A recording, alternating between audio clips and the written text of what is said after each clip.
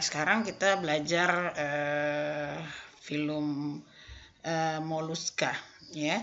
Jadi anak-anak semua kemarin kita sudah belajar tentang invertebrata juga ya. Invertebratanya adalah Porifera dan Coelenterata ya. Sekarang kita memasuki film moluska ya. Nah, anak semua ya.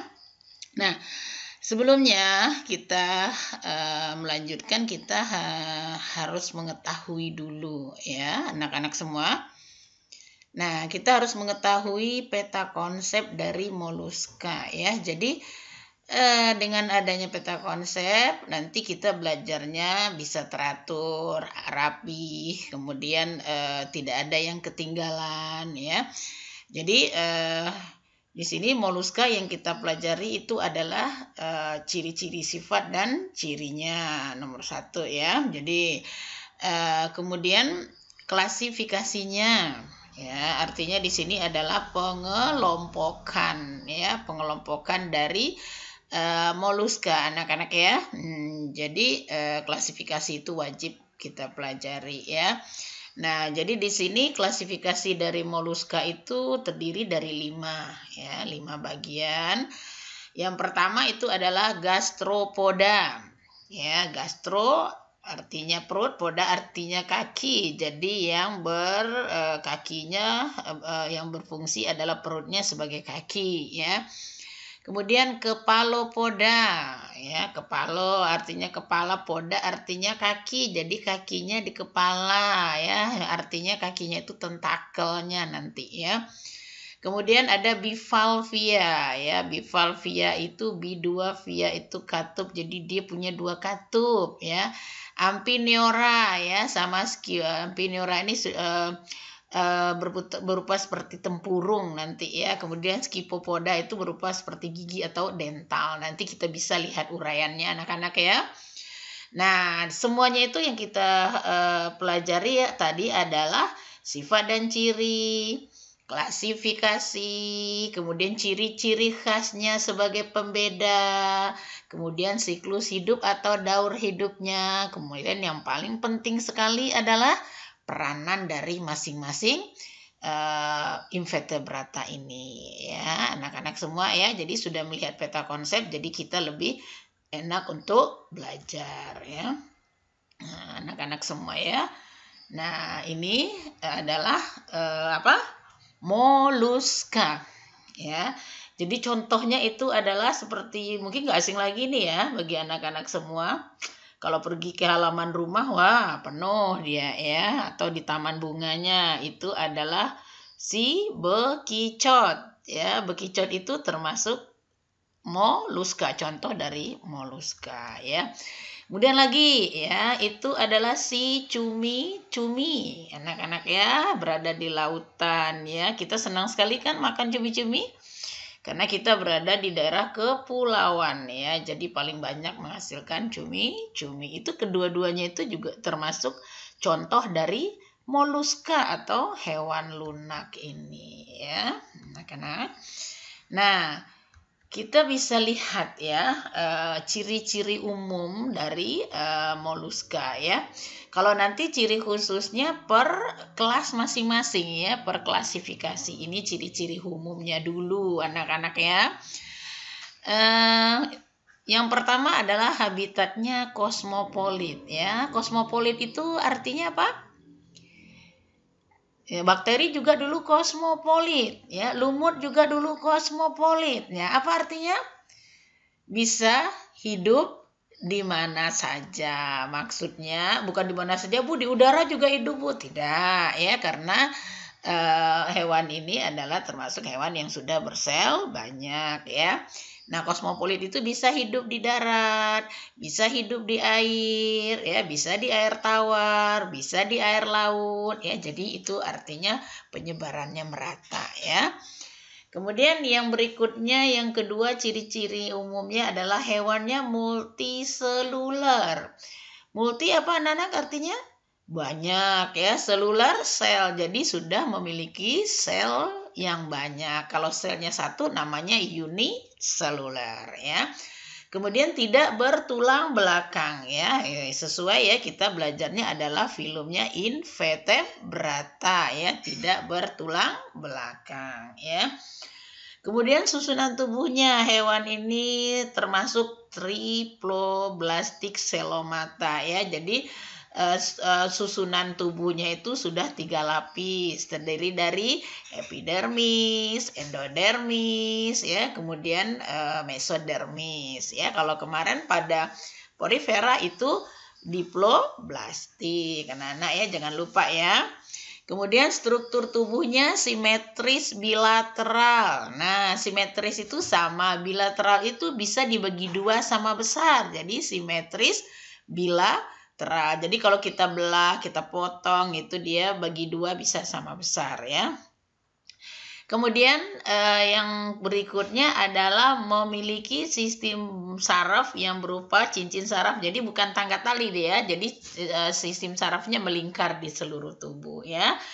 Kemudian organ ekskresinya berupa nefridia. Kalau kita sudah ada nefron ya, tapi kalau moluska itu nefridia atau nefridium ya, hampir sama dengan cacing ya, tapi cikal bakal untuk menjadi nefron anak-anak ya. Nah, kemudian dia memiliki radula ya. Radula itu lidah yang bergerigi. Jadi lidahnya itu semuanya itu bergerigi. Kita ambil contohnya si cumi-cumi tadi ya.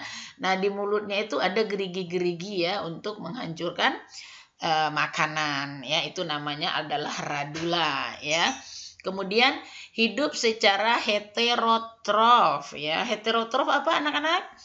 Heterotrof, autotrof. Ibu udah pernah mau jelaskan dulu ya. Nah, heterotrof itu adalah makhluk hidup yang dalam mendapatkan makanannya dia memerlukan bantuan orang lain ya. Jadi kita manusia juga heterotrof. Kemudian ada autotrof. Autotrof apa maksudnya? Bisa menghasilkan makanan sendiri, tapi itu hanya dimiliki oleh tumbuh-tumbuhan atau makhluk hidup yang memiliki klorofil ya. Sebagai produsen itu autotrof ya.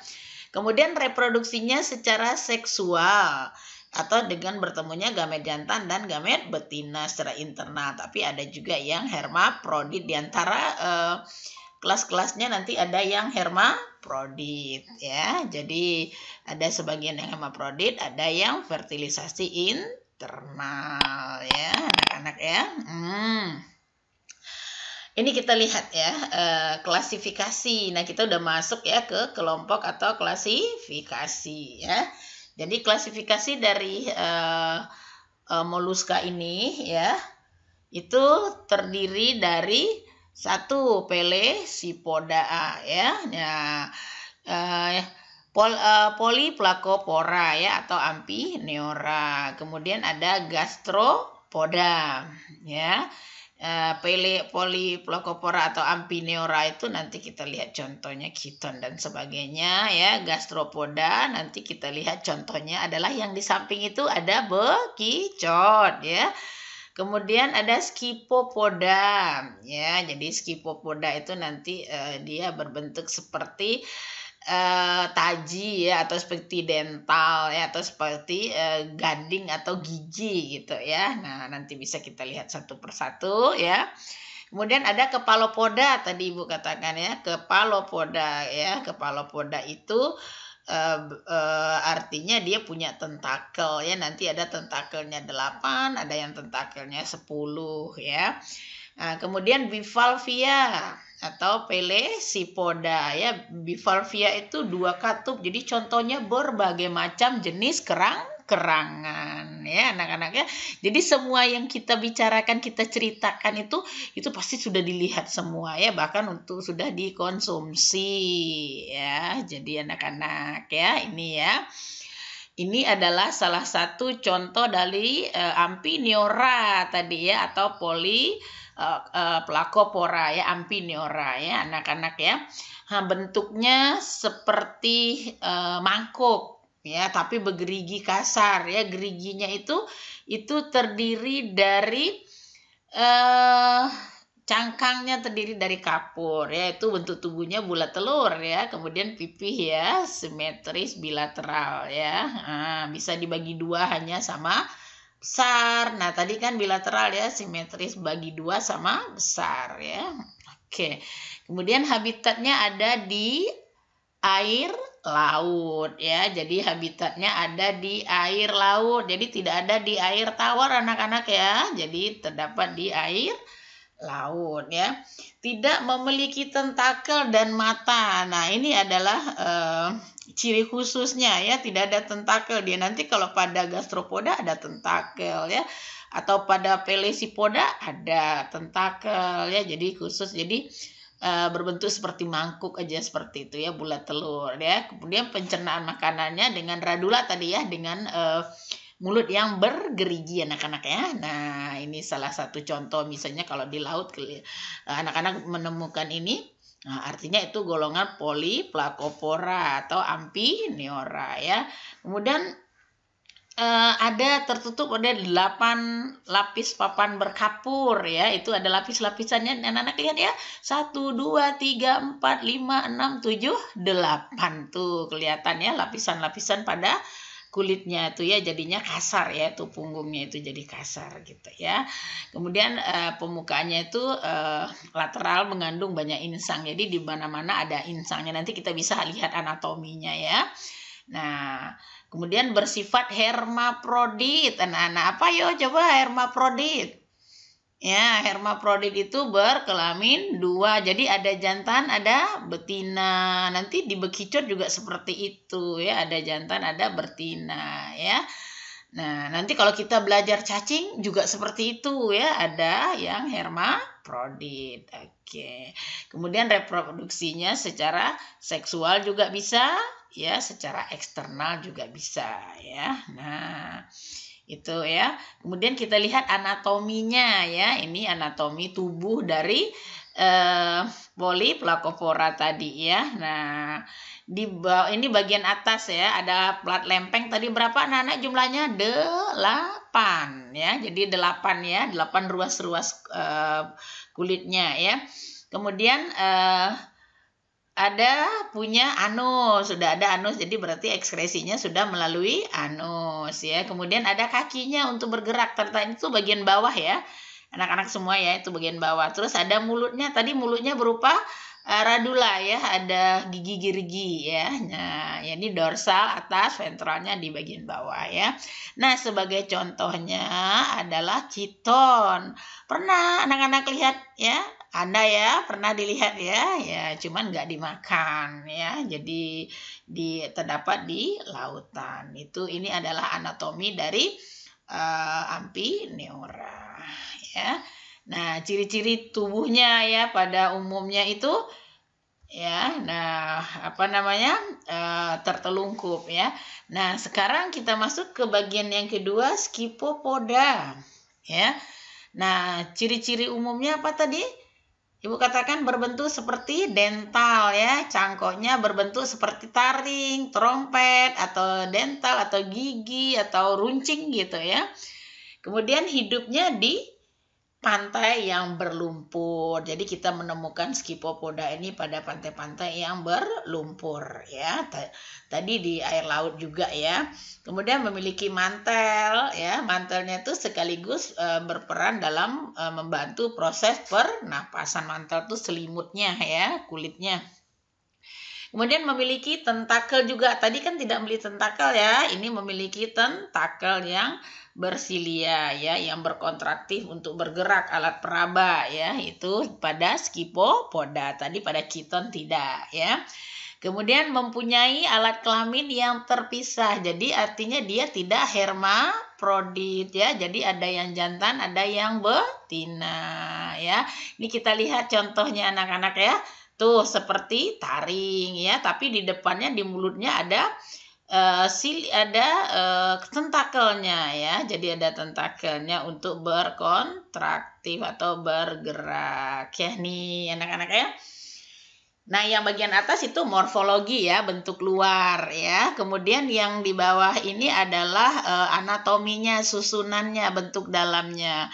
Dia sudah punya eh, pada lumpur ya, terbenam-benam ya ke lumpur. Jadi bawah tentakelnya terbenam, ekornya aja kelihatan di atas ya, di atas pasir.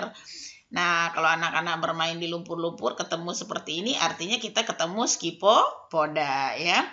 Kemudian ada gonadnya tuh, sel kelaminnya.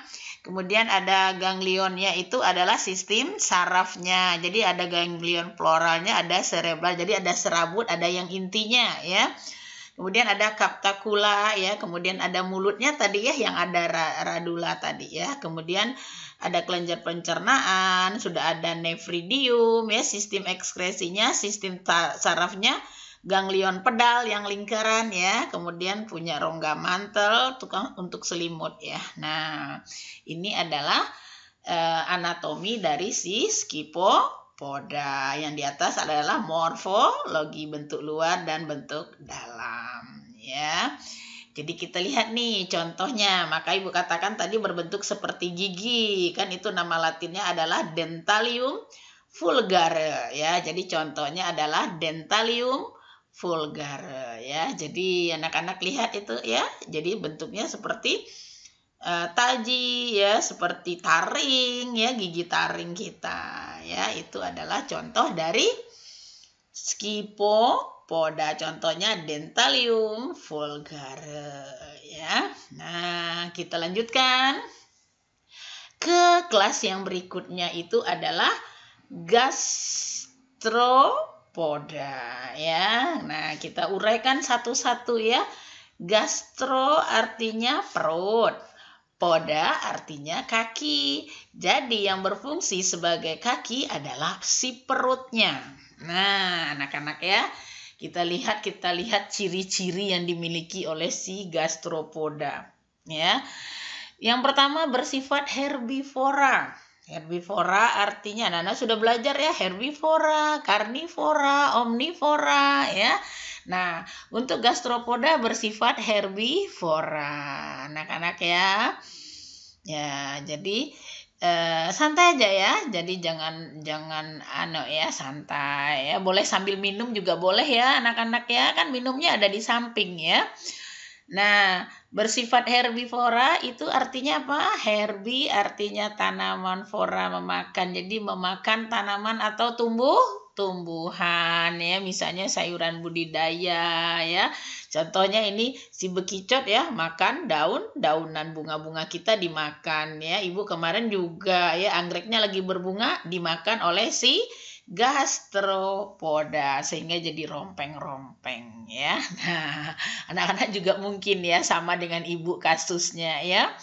Kemudian yang keduanya, gastropoda itu ada yang memiliki cangkang tunggal, ada yang memiliki cangkang ganda atau tanpa cangkang sama sekali ya. Jadi ada, atau cangkangnya itu terletak di dalam untuk memperkokoh tubuhnya. Contohnya pada si cumi-cumi ya, gurita dan sebagainya ya. Nah, kemudian cangkangnya umumnya berbentuk spiral, asimetris atau berpilin ya. Jadi ada yang berpilin rapat, ada yang berpilin banyak, ada yang runcing pilingnya, ada panjang dan seterusnya ya. Jadi itu cangkangnya ya, beragam ya, bervariasi morfologi, nanti kita bisa lihat ya. Kemudian pada kepalanya terdapat tentakel ya, dan mulut. Jadi sudah mulutnya ada tentakelnya cuma 2 ya. Jadi seolah-olah seperti antena gitu ya, tapi sebenarnya adalah tentakel ya. Jadi kemudian pada ujung tentakel ya terdapat mata ya. Jadi kalau yang di darat tuh terdapat matanya. Di sanalah dia untuk alat lihatnya ya. Jadi mau ke arah kemana ya. Kemudian hidup di air laut ada, hidup di air payau ada, hidup di daratan yang lembab ada. Jadi 3-tiganya dia ada ya untuk si gastropoda ini ya. Bisa hidup di laut, bisa di air payau, ataupun bisa di daratan, atau bisa di tempat yang lembab ya. Kemudian ciri yang tak terlupakan itu anak-anak ya, diperhatikan kepalanya dilengkapi dengan alat pengunyah ya. Nah, kalau di laut dia berfungsi sebagai insang ya. Kalau di darat dia berfungsi sebagai paru ya. Nah, itu ya. Jadi kalau di laut dia berfungsi sebagai insang, kalau di darat berfungsi sebagai paru-paru ya. Ada pengelompokan, jadi si gastropoda masih dikelompokkan lagi atas jenisnya ya. Jadi genusnya ini anak-anak ya, jenisnya atau genus. Kita kelas 10 udah belajar kan? Ada famili, ada ordo, ada kelas, ada genus, atau jenis, ada spesies. Ini dibagi atas 3 kelompok. Kayak yang pertama adalah Archaeogastropoda ya. Jadi tentakelnya ruas kulitnya itu terdiri dari 1 atau 2 buah ya. Kemudian filamennya, kemudian ada jantungnya beruang 2 ya. Contoh ini adalah Trochus ya. Jadi kita lihat ya Archaeogastropoda yang lama nih ya. Jadi contoh gambarnya nih anak-anak lihat. Ya, kayaknya kayak si umang-umang, Bu. Bukan ya, bukan si umang-umang ya. Anak-anak harus bisa membedakan ya, nanti tertipu oleh si umang-umang. Kalau si umang-umang itu tidak punya cangkang ya anak-anak ya. Nanti main-main ke pantai, umang-umang berjalan disangkain cangkangnya si umang-umang ya. Ya, si umang-umang itu tidak punya cangkang ya, dia termasuk arthropoda ya. Nanti itu hewan yang berruas-ruas atau berbuku-buku. Cuman kan si gastropoda kan ada yang mati, meninggalkan cangkangnya jadi kosong. Jadi datanglah si umang-umang ya. Jadi nipu juga si umang-umang ya, memakai bahagia dengan cangkang si gastropoda. Coba anak-anak mau nggak seperti itu? Ya. Jangan ya seperti si umang-umang ya, cangkangnya walaupun cantik tapi bukan milik sendiri ya. Jadi anak-anak kita bangga harus dengan yang kita miliki sendiri. Tapi ada untungnya, pintarnya juga si umang-umang. Daripada ada barang terbuang lalu dimanfaatkan, bisa juga ya. Cuman kalau kita jangan bangga dengan punya orang lain. Jadi kalau kita belajar etologi itu banyak yang bisa kita contoh dalam biologi ya, sehingga membuat kita bisa berperilaku yang baik ya. Nah, ini yang cantik ini punya Archaeogastropoda ya. Jadi melintir itu cangkangnya ya.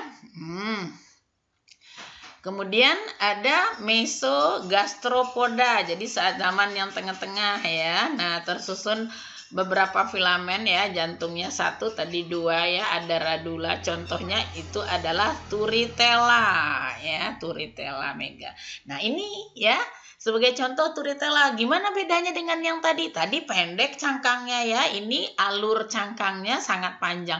Pernah nggak anak-anak lihat nih di pantai? Wah, pasti sering sekali Bu aku nengoknya ya. Ini pasti ya beragam-ragam ya, ukurannya panjang, bisa dijadikan untuk rantai tabir gitu ya. Kemudian bisa dijadikan sebagai bahan untuk karya ya. Kemudian bisa dibuat dibuat lukisan ya, karena cangkangnya tuh cantik dan keras sekali ya, panjang ya. Nah, pasti tahu aku Bu ya, jadi pasti jelas ya. Nah, itu ya. Yang ketiga itu adalah Neogastropoda, nih yang baru ya, insangnya dalam satu baris, filamen beruang 1, tetap jantungnya ya, kemudian punya radula juga. Contohnya di sini adalah murek. Nah, ini anak-anak ya. Itu mah tahu kita Bu ya, pasti bilangnya seperti itu ya. Nah, contohnya itu gimana anak-anak bisa lihat ya, kan di rumah-rumah kita ada asbak rokoknya. Biasanya ini si murek dijadikan sebagai asbak rokok karena dia punya tubuh yang besar, kemudian cangkang yang besar, cantik lagi ya. Biasanya ada yang bulat, ada yang setengah, ada yang bergerigi. Nah, biasanya dijadikan sebagai asbak rokok ya. Di ibu juga ada ya, dijadikan sebagai asbak rokok. Itu adalah si murek ya, cantik kan? Jadi karena ukurannya besar ya. Kemudian beberapa bentuk cangkang dari gastropoda ya. Anak-anak lihat itu yang kiri ya, cantik warna-warni ya. Ini masih termasuk yang golongan bekicot juga ada ya, yang di lautnya juga ada nih ya, itu si kiton yang di bawah ya. Kemudian yang di tengah-tengah itu ada cangkang bekicot, ada yang berbentuk lingkaran, setengah lingkaran, kerucut ya. Nah, itu ada yang dibikin kalung itu nanti ya. Kemudian yang sebelah kanan lagi itu adalah cangkang dari keluarga bekicot ya. Jadi banyak ya, dan siput air atau lim. Nih ya. Kira-kira pernah nggak anak-anak ngelihat yang seperti ini? Tapi paling banyaknya di pantai ya kita ngelihatnya. Nah, kalau anak-anak pergi ke pantai jangan cuma main-main aja, selfie-selfie aja. Coba perhatikan ya. Si invertebrata ini ya. Jadi si moluska ini banyak sekali. Bu, teritip masuk nggak, Bu? Ada nggak yang bertanya seperti itu? Teritip masuk nggak, Bu? Yang dicongkel-congkel kalau diambil isinya, masuk nggak dia tergolong kepada moluska? Termasuk ya, bahkan itu termasuk kepada gastropoda. Tetapi si teritip itu sudah menempel di batu, jadi dia tidak bisa bergerak kemana-mana, cuman julurnya aja dikeluarkan ya. Nah, ada juga yang si golongannya termasuk kepada si bivalvia, si kerang kecil, si remis, dan sebagainya seperti itu ya. Nah, lebih banyaknya dikelompokkan kepada bivalvia nanti ya, si remis ya. Kalau ini memang suka berjalan bergerak dengan perutnya lebih banyak anak-anak ya. Lihat nanti kalau kita sudah kembali, mudah-mudahan kita keluar dari wabah virus ya, virus COVID-19 ini. Nanti kita bisa belajar ya anak-anak ya, langsung ke pantai ya kita belajar. Nah, sekarang belajar di rumah dulu ya, dengerin tutorial ibu aja dulu ya. Oke, sambil menengok gambarnya, literasi ya. Nah, kemudian ini adalah anatomi. Tadi morfologi. Jadi kita tetap belajar morfologi, belajar anatomi. Anak-anak lihat itu ya, dia punya rahang, punya lidah, ada lambungnya, ada tentakelnya tuh 8 ya, alat perabanya. Dia punya paru-paru, ada katup cangkang, dan lain-lain ya. Kemudian yang 6 itu kakinya. Jadi itu sebenarnya adalah perutnya, gastronya. Jadi gastronya, perutnya berfungsi sebagai kaki karena di sana ada otot yang menggerakkan si moluskanya tadi atau si gastropoda. Jadi dia sudah normal ya, sudah pencernaannya sudah punya lambung, sudah punya hati, ekskresinya sudah ada anus ya, kakinya sudah punya ya, walaupun perutnya sebagai kaki anak-anak ya. Kita lanjutkan ya. Yang keempat adalah kepalopoda ya. Nah, kepalopoda artinya kepala apa tadi? Kepala, poda artinya kaki. Jadi kakinya terletak di kepala. Nah, Anda pasti sudah membayangkan ya, langsung yang kakinya di kepala adalah si cumi-cumi ya. Nah, kemudian kita lihat ya, kemudian dia punya kaki, ototnya ada yang 8, ada yang 10 tentakelnya ya. Kemudian mulutnya dikelilingi oleh tentakel. Nanti kita lihat mana Bu ya, yang 8, mana yang 10. Nanti apa yang kami makan itu yang 10 tentakelnya, apa yang 8 ya. Nanti boleh praktek ya anak-anaknya. Ntar kalau ibunya beli cumi-cumi, lihat hitung tentakelnya. Yang kita makan itu termasuk octopus atau decapoda ya. Nah, seperti itu anak-anak ya. Jadi kita bisa langsung praktek mandiri. Nanti kalau mamanya bawa pulang, hitung dulu ya sebelum dimasak ya. Kemudian mulutnya dikelilingi tentakel semua ya. Kemudian di tengah-tengah terdapat radula ya. Kemudian pertahanan diri. Nah, ini yang istimewa bagi kepalopoda yang tidak dimiliki oleh moluska yang lainnya.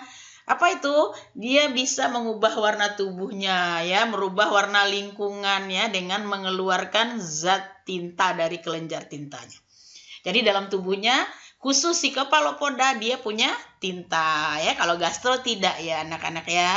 Nah, ini adalah salah satu cara dia untuk melindungi diri. Kalau tintanya sudah dipecah, maka air yang ada di sekitarnya berubah menjadi gelap ya. Jadi musuhnya tidak melihat ya.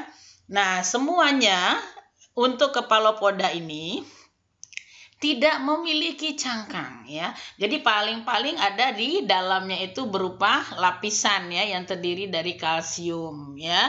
Nah, ada kecualinya anak-anak ya. Kecuali Nautilus pompilus, nanti kita bisa lihat ya gambarnya. Nah, itu ya, satu itu yang punya cangkang, yang lainnya tidak ya. Kemudian kepalopoda. Nah, tadi poda kaki ya. Jadi moluska yang punya kaki di kepala. Sudah kita lanjutkan. Nah, baru kita belajar pula tentang morfoanatomi. Tadi morfologi ya. Nah, anak-anak. Nah, untuk belajar anatomi, ya, anak-anak di rumah itu nanti kalau mamanya beli cumi-cumi, silakan dioperasi ya, silakan dibedah ya, dilihat semua yang dimiliki oleh si cumi-cumi tadi ya. Dia punya tentakel ya, di antara tentakel itu ada 2 yang panjang ya, itu yang berfungsi sebagai alat hisap ya. Tadi hitung ya. Berapa tentakel yang ada cumi-cumi yang dimakan nanti ya. Ya, nanti kalau pada saat membuat laporan itu kita sudah tahu ya. Nah, kemudian memiliki faring, dia juga sudah punya faring ya. Kemudian memiliki mata, ada mulutnya ya, ada radulanya juga tadi ya, ada hati ya, ada esofagus ya. Kemudian memiliki insang, ada lambungnya, ada cangkang dalam. Kemudian dia termasuk tidak hermaprodit ya. Jadi ada ovarium, berarti satu-satu ya. Nah, kemudian ginjal sudah sempurna. Kemudian memiliki jantung juga ya. Kemudian ada kantung tintanya ya. Nah, kantung tintanya itu itulah tadi untuk pertahanan ya. Jadi ada rektum ya untuk keluarnya, kemudian bermuara di anus. Nanti anak-anak lihat ya satu-satu ya, nanti lakukan pembedahan ya. Pakai aja cutter ya, pakai cutter ya, pinjem cutter mamanya, nanti dibedah ya, kemudian dilihat anatominya benar nggak seperti itu. Jadi artinya kita sudah melakukan praktikum mandiri ya, jadi praktikum mandiri. Nanti jangan lupa hitung tentakel ya. Jangan lupa lihat alat hisapnya anak-anak ya. Jadi perhatikan langsung nanti ya sambil memasak, sambil praktikum ya. Nah, ini ya. Ini contohnya adalah cumi-cumi ya. Ada loligo tuh yang kita makan ya. Loligo palei itu yang kita makan ya. Jadi ada juga yang argo ya, argonauta ya. Kemudian ada yang octopus ya. Octopus itu artinya 8 ya cangkangnya ya. Jadi seperti yang kalian lihat ini ya. Itu adalah kelompok cumi-cumi juga ya. Jadi yang kasarnya itu ya, kita pernah lihat ya, sering kita lihat itu ya. Tapi yang sering kita makan adalah siloligo ya. Oke. Nah, kemudian kepalopoda tuh dibagi atas 2 kelompok ya. Ada tetrabranchiata ya. Spesiesnya sangat banyak sekali ya. Sudah ada lama keberadaannya. Dia punya tinta atau kromatoporanya. Bahkan tintanya bukan hanya satu warna ya. Nah, itu untuk tetrabranchiata ya. Contohnya itu adalah ini Nautilus pompilus ya. Jadi tentakelnya ada itu ya di depan, tapi dia punya cangkangnya. Inilah satu-satunya Pelesipoda yang termasuk punya cangkang. Yang lainnya kan tidak tadi ya. Si cumi-cumi tidak ya. Kemudian si loligo tidak ya. Kemudian si gurita juga tidak ya. Jadi khusus Nautilus genusnya, Pompilus itu spesiesnya yang tergolong ke Pelesipoda yang punya cangkang ya. Kita lanjutkan. Yang keduanya adalah Dibranchiata ya. Nah, Dibranchiata itu memiliki cangkang dan tidak sama sekali ya. Ada yang tidak ya. Nah, kemudian mempunyai kantung tinta juga.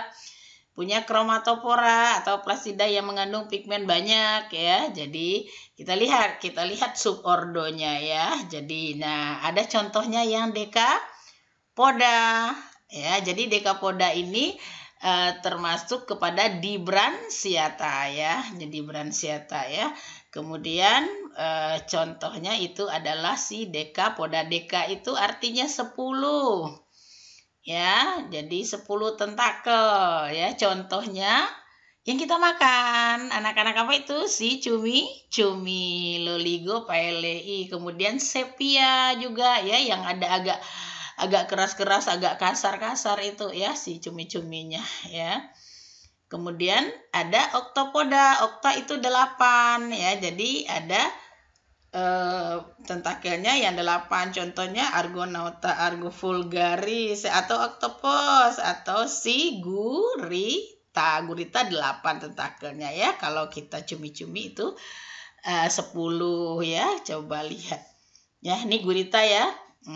Kalau di legendanya si gurita ini bisa menenggelamkan kapal. Ya kok bisa ya Bu? Nah seperti itu. Karena ukurannya termasuk besar, kemudian tentakelnya juga termasuk panjang ya. Maka dibuatlah suatu cerita tentang oktopus bisa menenggelamkan kapal. Pernah nggak anak-anak bacanya? Nah itu ceritanya ya. Itu. Jadi kalau kita lihat, oktopus itu adalah golongan gurita, punya tentakel 8. Kalau si cumi-cumi punya tentakel 10. Nanti dipraktekkan ya, dilihat benar apa enggak ya. Kemudian pelesipoda ya. Tadi kepalopoda. Jadi di kepala ini pelesipoda. Jadi pele itu sisipan artinya, poda artinya kaki, atau bivalvia. Bi artinya 2, via artinya katup. Jadi moluska yang punya 2 katup. Ya, jadi kalau Ibu bercerita seperti itu, anak-anak pasti membayangkan, oh Bu, kalau 2 katup itu pasti contohnya si si kerangan ya. Kita lihat dulu ciri-cirinya. Ya, ciri-cirinya berbentuk pipih ya, seperti kapak. Kapak untuk pemotong ya, untuk membuat lubangnya ya. Kemudian cangkang atau cangkang atas 2 bahagian dihubungkan dengan semacam engsel. Jadi cangkoknya atau cangkangnya kiri atas bawah. Nah ada katupnya itu digabungkan oleh engsel ya. Itu ciri-cirinya ya, semacam engsel tapi bukan engsel. Jangan dibayangkan tuh engsel pintu pula ya. Jadi pokoknya ada bisa pergerakan di salah satu sisi, itu loh maksudnya ya.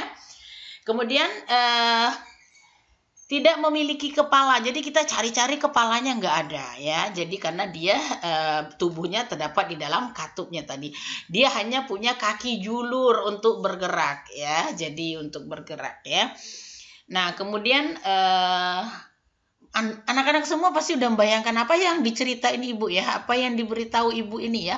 Itu yang diberitahu itu contohnya adalah, ayo apa anak-anak?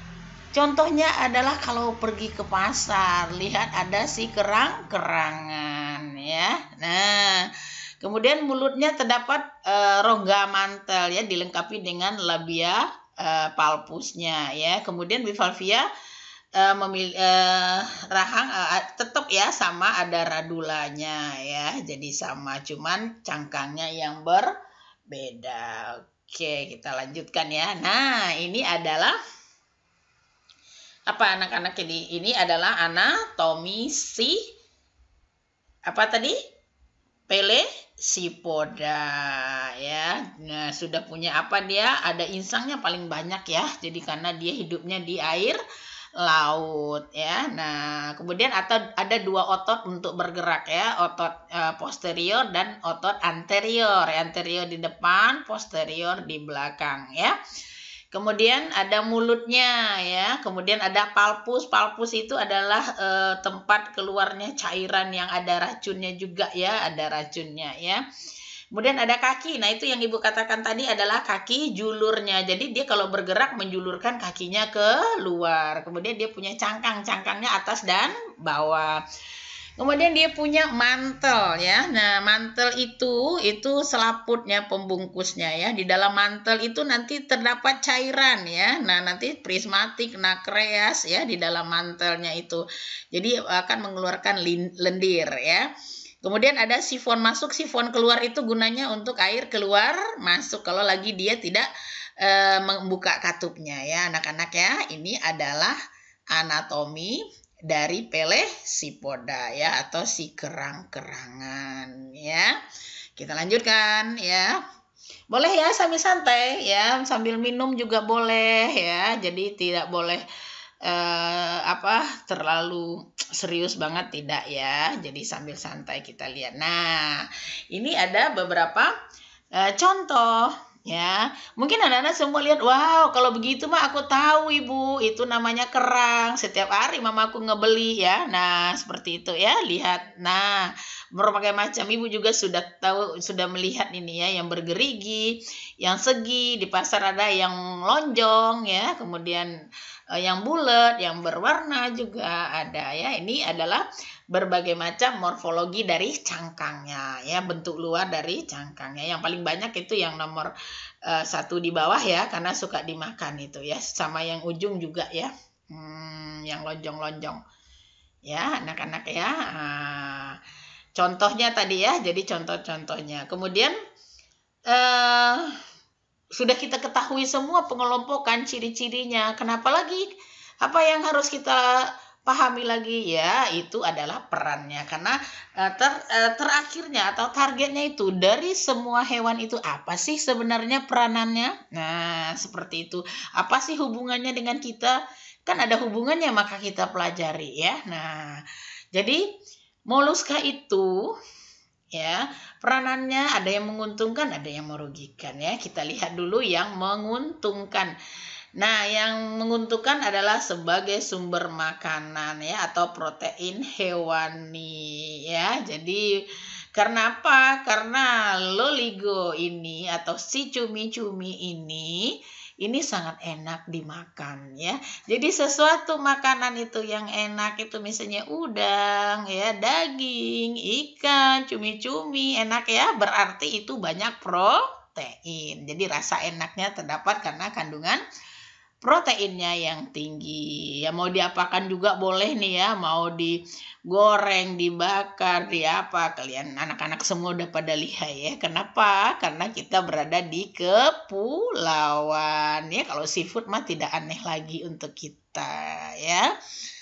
Nah, kemudian ini yang Ibu agak harus terangkan sama anak-anak semua. Ya, ini adalah kerang yang dapat menghasilkan mutiara atau perhiasan. Contohnya adalah tiram mutiara. Dia berbeda jenisnya anak-anak ya, bukan yang kita makan itu jenisnya berbeda. Jenis itu Ibu katakan jenis itu genusnya sudah berbeda ya. Ada namanya Pinctada margaritifera, atau Mangifera margaritifera juga ya. Banyak jenis ya, ada 6 jenis kalau Ibu tidak salah ya. Nah, ini salah satunya ya. Jadi kalau kita memikir, wah mutiara apa hubungannya dengan kerang ya? Ataukah apa dalam cerita, oh gini aja ada dalam kerang. Kan seperti itu ya, terpikir ya. Sebenarnya kerang itu memang hasil dari si kerang ya. Tetapi bukan hasil dari tubuhnya anak-anak ya. Nah, jadi Ibu terangkan ada ya. Anak-anak pernah nggak dengar ada mutiara alami, ada mutiara asli, ada mutiara buatan ya. Jadi bukan mutiara palsu ya. Kalau mutiara palsu mah plastik ya. Ya, mutiara asli, ada mutiara buatan. Ada juga keluhan, Ibu juga pernah merasakan itu dulu ya. Kok dibeli mutiaranya bulat-bulat ya? Lama-kelamaan agak 1-2 tahun dia berubah jadi lonjong ya. Nah, nanti kita berpikiran lain ya, berpikiran aneh gitu ya. Wah, ada apa ya? Nah, seperti itu. Padahal bukan ya. Itu adalah proses genesa ya, atau perubahan dari si batu yang dihasilkan oleh si kerang tadi. Jadi maksudnya seperti ini ya. Jadi proses terbentuknya mutiara alami ya. Jadi maka kalau kita dengar di manakah kita dapat menemukan mutiara? 1 di laut yang dalam, 2 di dalam kerang. Pasti seperti itu ya. Nah, kalau di lautan yang dalam artinya si mutiara itu sudah jatuh dari si badan kerang, jatuh ke lautan yang dalam ya. Kalau kita temukan di kerangnya pasti masih berada di dalam kerang itu. Kerangnya yang kita temukan, jadi kita sekalian menemukan mutiara di dalamnya. Bu, kenapa ada mutiara? Apakah perutnya si kerang menghasilkan mutiara? Tidak ya. Sebenarnya mutiara itu adalah penderitaan bagi si kerang itu. Kenapa penderitaan anak-anak coba? ya. Karena seperti ini. Jadi sebenarnya kerang kalau dalam proses berjalan kan dia membuka dua katupnya, ya. Kemudian katupnya terbuka, masuk, terbuka, menutup, terbuka. Pada saat buka menutup itu masuklah bebatuan ke dalam tubuh si kerang tadi. Kan tubuhnya melengkung, ya, menampung. Jadi tidak bisa keluar si batu yang masuk tadi. Maka si kaki julurnya berusaha untuk mengeluarkan, ya, karena nggak enak ya, kayak mata kita kelilipan, ya kan ada pasir misalnya seperti itu. Jadi berusaha untuk mengeluarkan. Nah, saat mengeluarkan itu keluarlah lendir di tubuh si kerang tadi. Ada lendirnya berupa nakreas, prismatik, ya, dan sebagainya. Nah, lendir itu menutupi si batu, ya, nggak keluar juga, ditutupin lagi, mengeras lagi, nggak keluar juga. Begitulah terjadi bertahun-tahun. Nah, nanti setelah bertahun-tahun ternyata si batu tadi sudah diselimuti oleh lapisan yang mengkilat, namanya lapisan prismatik dan nakreas, ya, lapisan mengkilat yang dihasilkan oleh si kerang tadi. Nah, akhirnya kerang itu sudah usia, ya, kemudian dia mati, ya, jadi dia mati. Kemudian si batunya tetaplah menempel di kerang itu. Nanti makanya batu mutiara yang dihasilkan itu ada yang menempel, ya, ada yang jatuh. Nah, seperti itu. Nah, bagaimana yang buatan? Nah, kalau buatan itu dilakukan oleh si manusia. Sudah ketemu berbagai macam jenis kerangnya, kemudian dibudidaya, kemudian dimasukkan batu ke dalam kerangnya, dibiarkan beberapa saat, kemudian baru dipanen. Itu namanya mutiara buatan, ya. Kalau di Indonesia sudah ada kan, di Lombok itu sudah ada, ya, tempat budidaya kerang mutiara. Nah, jadi anak-anak nanti kalau sudah besar, ya, misalnya jadi pengusaha mutiara, ya, kalian harus inovatif. Gimana? Cari batu-batu yang cantik, warna yang cantik, dan sebagainya, ya. Jadi nanti inovatif, ya. Silahkan menjadi skillnya untuk produksi mutiara, ya. Siapa tahu Anda jadi pengusaha mutiara seperti itu, ya. Jadi makanya ditemukan mutiara itu kalau nggak di lautan yang dalam, kalau nggak melengket di tubuh kerang, ya. Kerangnya Pictanada margaritifera dan Mangifera margaritifera, ya. Jadi itu adalah kerang si mutiara, ya. Jadi nggak ada, ibu juga senang nih, ibu-ibunya, mamanya pasti senang dengan mutiara, ya. Siapa tahu anak-anak semua nanti jadi pengusaha mutiara, ya. Oke, itu cerita terbentuknya permata yang sangat didambakan oleh setiap manusia, ya. Pada umumnya ibu-ibu nih yang jelas, ya. Nah, kita lanjutkan lagi. Peranan yang keduanya bisa dijadikan bahan terasi atau tridaina, ya, khusus untuk pembuatan terasi. Kita di Bangka terkenal kan terasinya. Nah, maka ada yang dibuat dari dijadikan untuk terasi, ya. Kemudian, ya, nah ini yang merugikan anak-anak, ya. Nih yang merusak tanaman budidaya, ya. Contohnya si bekicot, berbagai macam cangkangnya, ada antenanya tuh, tentakelnya, ya. Catina fulica, ya, bukan fulia, ya, fulica, ya. Kalau limnea, ya, itu adalah siput air. Ini yang merugikan tanaman, ya. Nah, ini juga merugikan kayu Teredonaphylis ini, ya. Jadi dilobang-lobangin. Kalau kita lihat selintahnya kayak lendir-lendir, kayak jamur gitu, ya. Padahal itu adalah hewan, ya, yang ngebolongin kayu-kayu, ya. Jadi kayunya jadi lapuk, ya. Kalau selintas kita nganggapnya itu adalah jamur, padahal itu adalah hewan, ya. Nah, demikian, ya. Demikianlah anak-anak, ya. Bagaimana? Ada pertanyaan kira-kira? Ya, boleh, ya, kalau ada yang bertanya, ya. Oke, ya.